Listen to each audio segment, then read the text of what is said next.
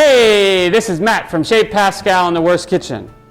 Today, we're introducing our culinary video series we're calling Thoughtfulness.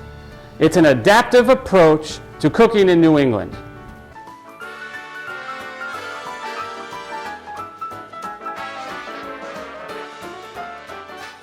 Because it's winter, we're thinking hearty, rich styles of cooking.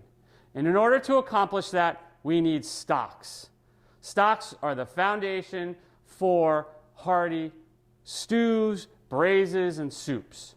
So in the next couple of weeks, we'll be releasing our stock video series on just the foundations, the fundamentals of making stocks. When you follow us for the year, you will notice us going from this studio. We will take it then up to our rooftop garden, and we will also be going to location with some of our local farmers. You will not only see the style of food change through the season, but you'll see the style of farming change as well. And obviously they go hand in hand. As we make our way through the season, we take our cues from the farmers and from nature on what we should be cooking and putting on our plates. Today, we're discussing terms and techniques that we will be mentioning in our stock videos that are coming out in 2 weeks, and throughout the whole series of Thoughtfulness, we'll be referring to words that we're going to build in our vocabulary as we progress. One of them is mise en place. Very important word. It means to have your shit together. Actually, it means have your things in place. It's very important to do. And I try to teach cooks, everything needs to be in place before you start a task so you're not running around, things burn, you overcook. It's really important. It's such an important step to have for anyone who's cooking. Get your stuff ready to go before you start cooking. I like to use this reference. It's like taking a shower, getting in, turning the water on, having no soap, and having to get out of the shower to get your soap. It's just not done that way. Have everything ready to go. You will enjoy cooking so much more if you are organized and you take your time. So some of the things that we use for mise en place, for like making stocks, is a word called Mirepoix. There are many other words that refer to what Mirepoix is in different cuisines. You have a matignon, which is used in Italian cooking. You have sofritos, used in Latin American cooking. And essentially they're vegetables or aromatics, things with flavor that add substance to another product.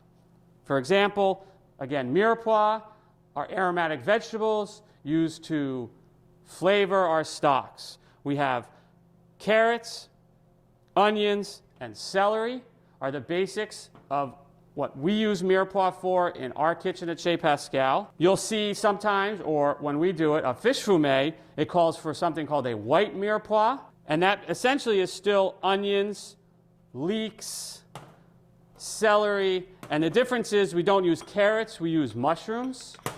You can see they're sliced differently because they're handled slightly differently when you make a fish fumet, and that's something that's going to be covered in these videos. If you feel as you don't have the time or the skill set to cut Mirepoix, I was at a local store, and believe it or not, they're selling something called Mirepoix, ready to go. I'm not saying that it's a great thing to do, but honestly, it saves time, and if that's what you want to do, that's fine. I mean, you make these choices. But again, that word's out there. Mirepoix. So we're now going into some other things you're going to see us talk about. Onion brulee, bouquet garni. We have something called a sachet. And then again, we reference aromatic vegetables, or aromatics, I should say. Aromatics are generally dried spices that are added to flavor. If we're doing that, we would use something called a sachet. We're using coffee filters. We tie up our dried spices and herbs. And the reason being is like when we do braised red cabbage, we use a sachet of black peppercorns, cloves, and nutmeg. That would be lost in the cabbage, and when you eat it, you would be biting on these cloves or peppercorns. So this, again, it's essentially like a tea bag for flavoring.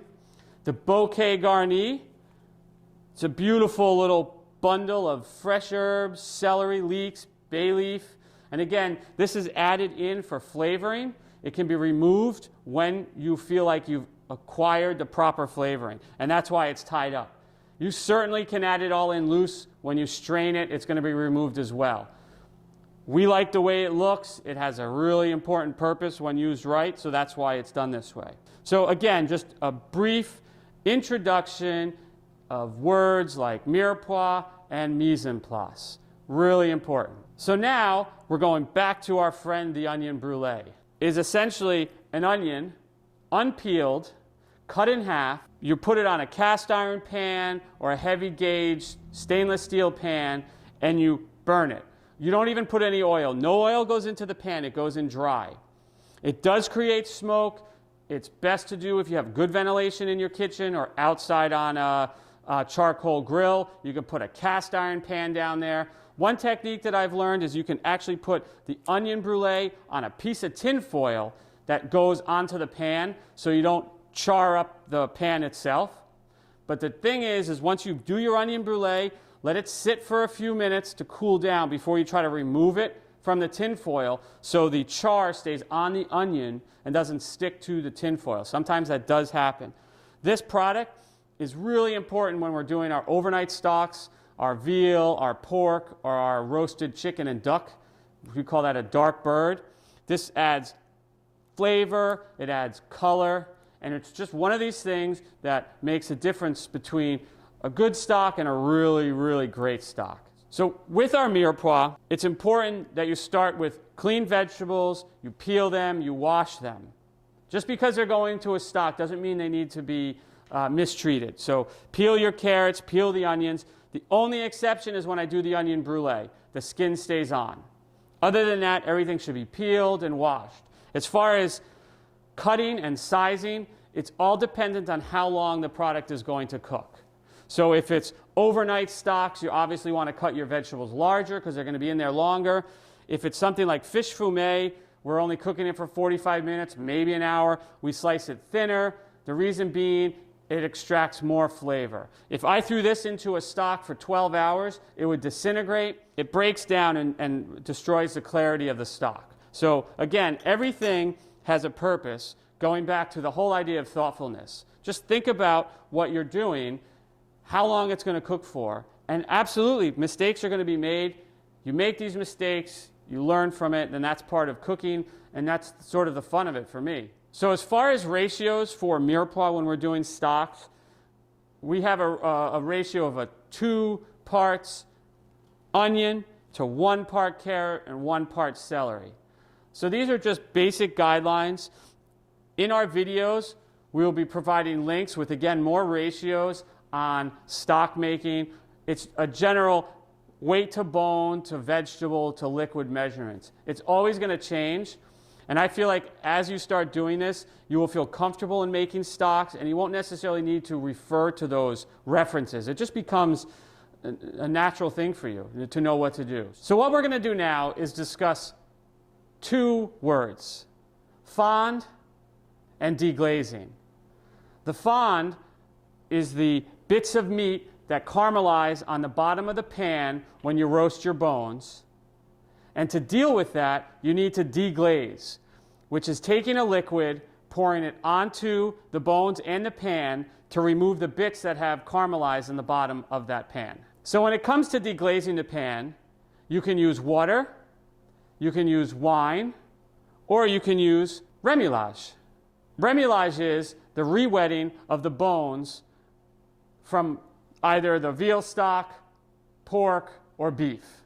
Again, remember, we don't use a remoulage when we're talking about dark bird or chicken when we roast them for stock making. So what you see here is what we call the fond. It's the particles of meat that are caramelizing on the bottom of the pan that you've roasted your bones in. What needs to be done now is you need to deglaze it. You either can use, again, water, wine, or like what we're using our remoulage, which is going to be talked about in our stock making videos upcoming. You pour the liquid in, you're using a high heat proof spatula or stirring spoon or a wooden spoon, and you want to scrape all the bits from the bottom of the pan. That's the most important part. If you don't do that, all the effort of actually deglazing does nothing. So you want to remove as much of the particles that'll come off as possible. And as you can see, after I pour it, the bottom of the pan, 90% of that has been removed. And that's just adding more flavor, more intensity to your stock.